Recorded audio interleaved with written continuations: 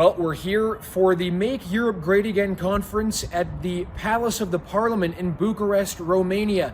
It's the beginning of the second day. On the first day, it was exactly what most would expect the conference to be about.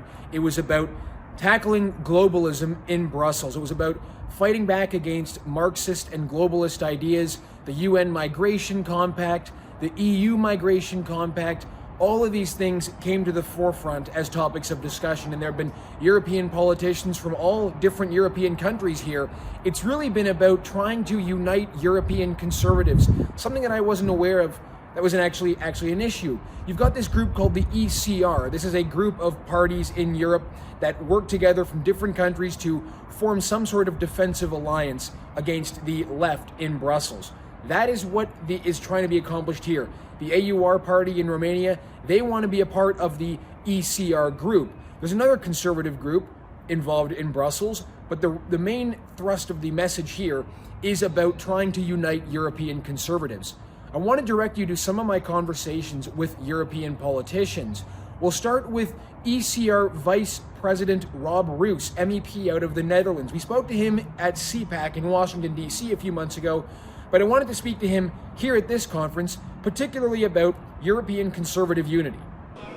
I want to see that we work together as conservatives in Europe, but not only in Europe, but also around the world, because our Western society is under a real threat. This wokeism, this globalism, and also the mass immigration in Europe. What do you think are the solutions that Europe needs to put in place to stem this problem? Close the borders. It's simple as that. If we have to leave the treaties that make that impossible, we have to do that and negotiate new treaties. We cannot let everyone in. It's impossible. Do you sense that yourself? Do you feel like there is a change happening amongst Europeans on the issue of immigration? Well, let's say there is a change amongst the European people. They don't want it. 75-80% of the European people don't want more migration. They want less migration. But I don't believe that the European Commission and, let's say, the establishment wants less immigration. The big corporates always want more cheap labor, and the costs are for the society, and the revenues are for these corporates. That's why there is less and less trust in our governments, and that's why we as conservatives are winning now all over Europe. We don't have the luxury to be divided. We have to learn from the liberal left. You know, they put their own important things aside to be united to push this socialist agenda. We also have to put our important but less important things aside to fight this bigger problem, the biggest problem that we face now, and that is wokeism, globalism, and this mass immigration. I also, of course, just spoke with George Simion, the leader of the AUR party, to get his sense of what the issues are in Romania, what the idea behind the conference was really all about, and what is going on inside Romania in the lead up to the EU elections in June. Hopefully, in Romania and in all 27 countries of the European Union, the patriots will win. It's a victory not for us, but for our way of living. We have problems here in Romania with democracy because they broke the constitution, they broke the electoral laws just to stop us. They brought forward the local elections 4 months earlier just to diminish our chances. The liberals and the socialists are on a common platform, on a common list against us because they say we are extremists. We just fight for our way of living and for the European Union that we joined and we signed up for. They want to make another European Union that is led by Brussels and not by the states, and we are against it. Hopefully we will win, but it's not only enough Romania or Hungary or Poland. We must win in France, we must win in Italy, we must win in Spain. I also was able to speak with Dr. Robert Malone. Many of you will know about Dr. Malone. He is the inventor of the mRNA vaccine technology. He's been speaking out against government overreach, censorship, and everything that has come to Western countries and from Western governments since the pandemic. Here is our rather long conversation about what concerns him about the future. And he has some interesting words to say about our country, Canada. When you look at the state of politics in Europe and in North America and what we all went through during the pandemic, what is it today that gives you the most fear and the most concern for what could come in the future? The growth of the censorship industrial complex and propaganda, and the growth of the technology of psychological warfare that is being deployed by governments and by the World Health Organization and by the European Union, and also by the other globalist organizations against people. The technology is so powerful that they can control everything that you hear, think, feel, believe. And when a government feels that it's acceptable to deploy this technology that was really designed for warfare, psychological warfare, against its own population, then that makes the whole concept of sovereignty completely obsolete. The idea that we have autonomy becomes completely obsolete when everything that you hear, see, feel, think is controlled and manipulated in order to cause you to think in certain ways. That's what worries me, is basically we're driving towards a place where there no longer is freedom of thought. We're not only losing freedom of speech, we're losing freedom of thought. We're losing freedom of belief, of emotions. All of those things are being intentionally manipulated. And when that happens, one of the consequences is it completely destroys innovation. When it's the bureaucracy that's determining what you can hear, think, feel, believe, and know, then that means that you are not able to adapt to local conditions. You're not able to innovate to solve problems. You're only able to adapt and comply with the solutions that are being promoted. And that is, the death of society. That puts us into the dark ages. That's exactly what we should not be doing. In these times of change and challenge, what we should do is allow innovation to flourish. We shouldn't be shutting it down through propaganda and censorship. That's what worries me. I was also able to speak with Danish politician Mr. Messerschmidt, who is a member of the Danish People's Party, and he has been fighting back considerably against immigration. We spoke about how the Danish government has dealt with immigration, how that issue has become a mainstream issue in Danish politics, and how it's now being tackled by a left-wing socialist party. We've spoken about that on Ratio before. Your country right now is led by a left-wing government, but they're trying to tackle immigration quite considerably. What's led to that change? Well, I think they have seen that migration of, in particular, great masses of Muslims do have a great impact on culture and society as such. Just the other day, there was a poll from Germany, the neighboring country of Denmark, showing that 70% of the young Muslims in Germany, they believe that the Quran is to be above the secular law, the laws of the country. And that, I think, is a very, very terrifying number, that so many have a very different approach to society and the life in a secular society than the traditional Christian values.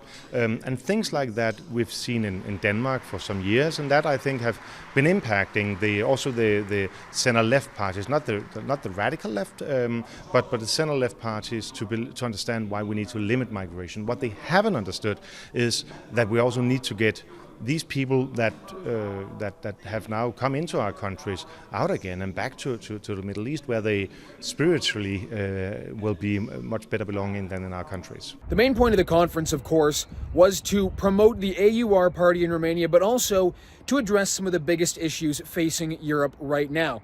The two biggest issues that were discussed at this conference were mass immigration and defeating Marxist and globalist policies out of Brussels, out of the EU. Expansionist, unelectable, bureaucratic European Union politics. One of the other issues that was discussed here that I was not aware about, and I don't think many in Canada would be aware about it because it's sort of inside European baseball here, it is the division among European conservatives. Right now, there are two groups of European conservative parties in Brussels. You have the Identity and Democracy group, known as the ID group, and you have the European Conservatives and Reformists, the ECR. And of course, the party that hosted this conference, the AUR party in Romania, they're new, they're trying to gain legitimacy and strengthening their position in Brussels. So they want to be accepted among those two groups. But which group they end up joining is actually unclear at the moment. There have been discussions about the AUR actually boycotting the ECR over Hungary's participation in the ECR.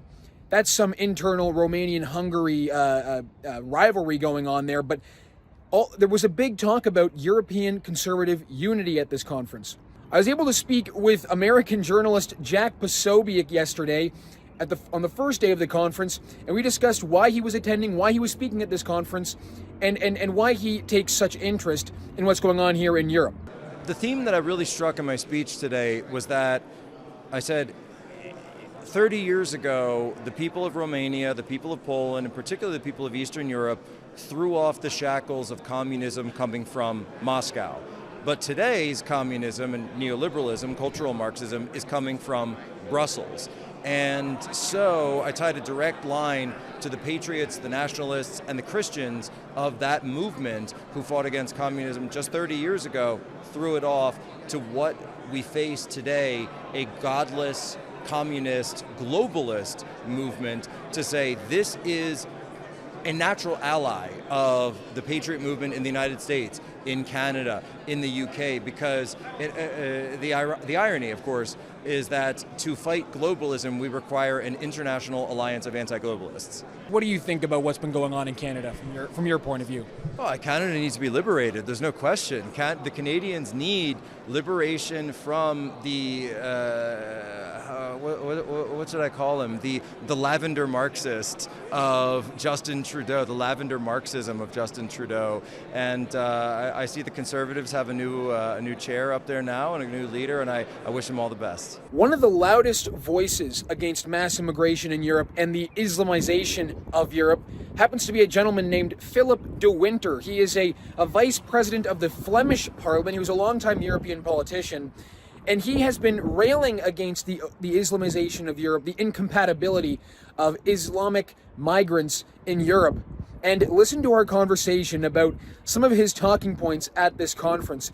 The answers may surprise you, and it may surprise some Canadians who care about immigration. I have to say, the European conservatives take this issue on at a different level completely. The Great Replacement is not a theory, it's not a political program, and it's certainly not a conspiracy. It's just reality.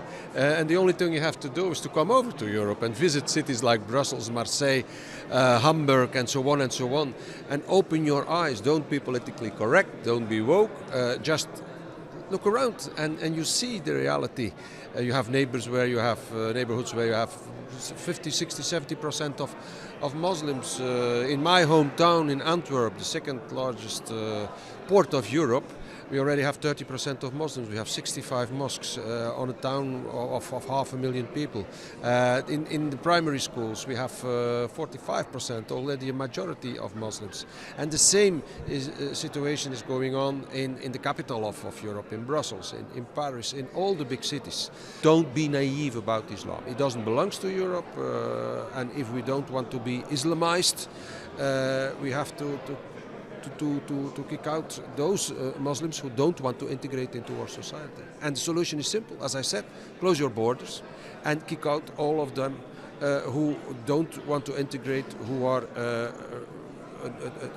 security risk, who are illegal aliens, and so on and so on.